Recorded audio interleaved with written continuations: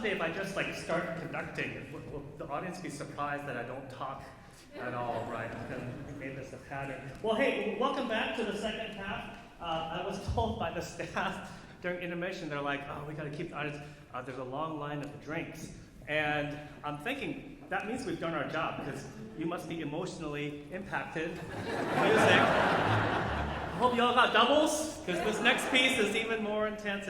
No, anyhow, before we get started in terms of talking about Shostakovich, I do want to say a few words of thanks to the folks that make PSSO possible.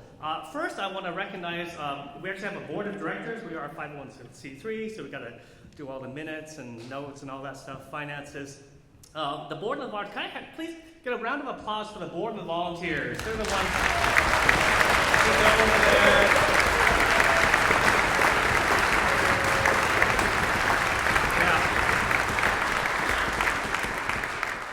One of the only community orchestras where we have in our bylaws that the board members cannot be musicians. So actually all of our board are just regular folk who are not, well, I mean, so musicians are regular people too, but there's like this separation thing here. So I think it speaks a lot to the fact that people want to help out even though they're not playing and what have you. I also want to recognize the musicians now. Before I recognize the musicians, there is one person I do want to give a special word of thanks. So we actually have our timpani, the surface on the timpani where you bop it. That head, apparently, I didn't know this until Riley told me. It's kind of like your car. You're supposed to change it like an oil. We've never done that in 20-something years. So he said, hey, we need new timpani heads. I said, really? I don't know. And so we bought, and apparently it's a lot of work. He spent the entire weekend, 2 days, at my place, taking off the old heads, putting new heads, calibrating, cleaning things down. And so I do want to give a special word of thanks to Riley for...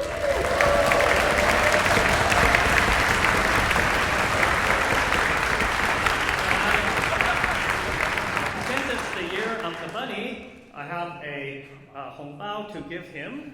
So I will give us, can you pass this back? Actually,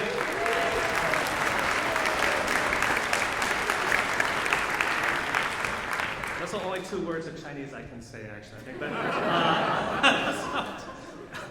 and ironically, it actually is I am a bunny, which means I'm either 11, 23, 35, 47, or 59 years old. So you can actually, I won't tell you which one.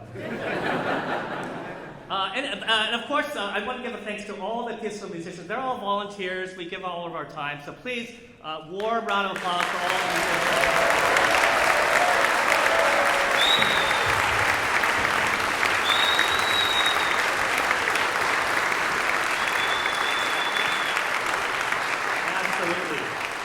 They're why we're able to, have our ticket prices as affordable as they are. If we paid all of them, you'd be paying, more than $10. We unfortunately are missing 2 folks that I want to, we have Yumi and, Keith and Yumi. Sorry. Unfortunately, they both caught COVID. Well, they're husband and wife, so they caught COVID together. I guess it's a kind of a couple thing to do these days. And so unfortunately not with us, they are 2 string players. I will not say last quarter I said they were expendable, strings are expendable, I wouldn't say that. Optional maybe, but.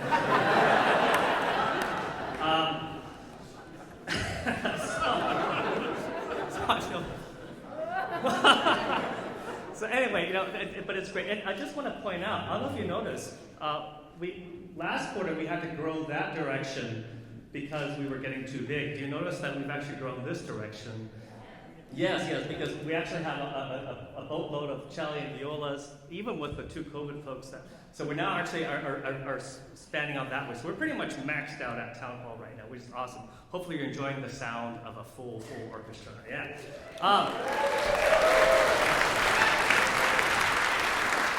Now, let me tell you, I want to talk a bit about Shostakovich, this piece. Now, I just need to, because I do have a thing. Oh, shoot, I closed it. Oh. Oh, sorry, no. Sorry, I need to get it ready. This is quite important.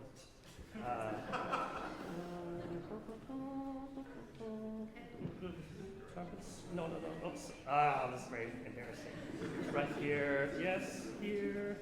And then about here. Okay, here we go. Now this piece, this is, it's not just a U.S. Russia thing I'm trying to. This piece actually has its own duality, and so the context here is that, of course, Shostakovich, the previous piece Shostakovich composed. Imagine he's living in the late 1930s under Stalin. He composed a piece that was considered very out there, and at that time, a lot of the rule of the Soviet power, they didn't want people to be too expressive, too individual. It was all about the system, right? And so he composed this piece called Macbeth. Apparently, Stalin went to see it, and he then instructed the media to write a very scathing review. Now, this is not like a review, oh shoot, I lost my Michelin star kind of review. This is a review where if, Stalin doesn't like it, you get disappeared. You know that, right? Suddenly your friends disappear, probably in Siberia or something, and then you don't see them again. So he actually was fearful for his life. This piece was basically his response to that criticism, and in many ways it was kind of a life or death piece. Now, what's interesting about the piece is that it actually it was very, very popular, but depending on how you hear it, you could either see it as a celebration of the Soviet system or of the people. I'll talk through a little bit about that. Now, the first movement, and that's really the two parties I sort of see here, the Soviet system and the people. Now, the first movement I sort of see as the introduction of these two parties. You'll hear it, if it sounds very square, gruff, dominating, that's the Soviet theme. If it sounds more melodic, more beautiful, that's I sort of think of the people.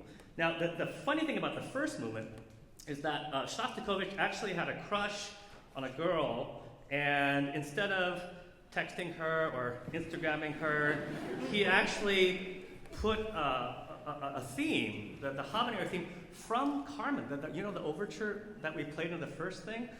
He actually embedded that as a theme here. So I just want to play it so you remember what it sounds like. Give me a second here. Whoops, I went too far. See,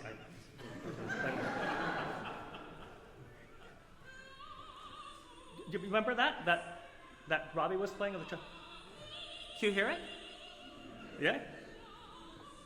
So that's the thing. Listen for that in the first movement. Now, the funny thing here, I'm going to take a very strange departure. I was listening to that, and I kept thinking L'amour, and this is kind of a inside joke from my brother and I'm like, I recognize that L'amour. How many of you watched? So I searched for L'amour Muppets. No, I searched for L'amour Sesame Street, and actually there is a thing where they did this sort of stop animation of an orange that was singing the L'amour thing. I just want to play this. It's just the most hilarious thing. Do you remember this?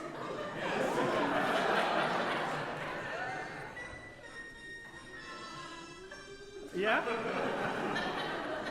But here's the funny part. She can't hit the high notes.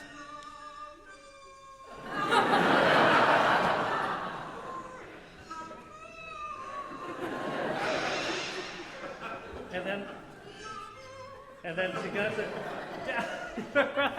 How many of you remember that? I'm just curious. Yeah? All of you, like, millennials, you're like, what the heck, This is before the internet. So, anyway, listen for that.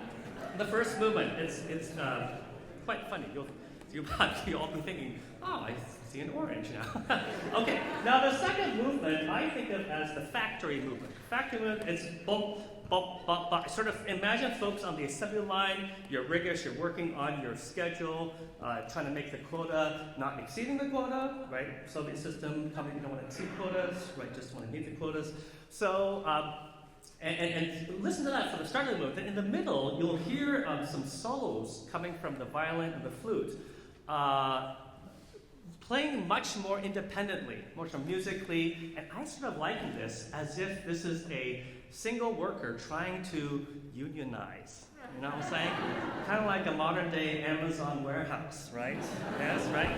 And then after the solos, it's almost like there's a dialogue between the organizer and the rest of the workers saying, no, you can't do that. Stay on task, you know? So listen to that sort of dialogue between the factory and the organizers and what have you. It's kind of a cool movement. The third movement is likely what I call the despair. I don't know how to say it. It's a very serious, sad movement, right? So, and as you know, authoritarian regimes, there's a lot of tragedy, obviously, as we've seen last year or so, right? So you're going to hear just this very intense movement. And as you hear it in the middle, listen for what almost is this period of loneliness where the strings are trembling, and you'll hear these individual solos coming from the oboe, the clarinet, and the flute. Almost like you're out in the cold. I actually feel cold when I hear it. You'll hear the tremolo, and just imagine yourself out in the winter. It's snowing. You have no hope. Then at the end of that movement, they kind of get some anger, actually, but then it kind of dies down at the end of the movement. The very last quarter of that movement is major. So the whole rest of the movement is very sad, minor. And that sort of is an indication of hope, that even in the most despaired moments, maybe there's still some fight left. And that really takes us to the last movement. The last movement is the battle between the Soviet system and the people. You just hear this back and forth. What's interesting at the very end, depending how you play it, you can either play it as if the Soviet folks won, or the people won, or something in the middle. Right? And that's how, actually what happened in the concert. The Soviet folks, literally, there's like the people section, it's like at a football game, right? There's the hometown, and you got the rivals coming in. The Soviet system folks were sitting there, the people were sitting here. At the end, everybody rose up because they thought they heard their story being told. So I will leave it up to you to decide which interpretation I'm taking. Here is Shostakovich's Symphony.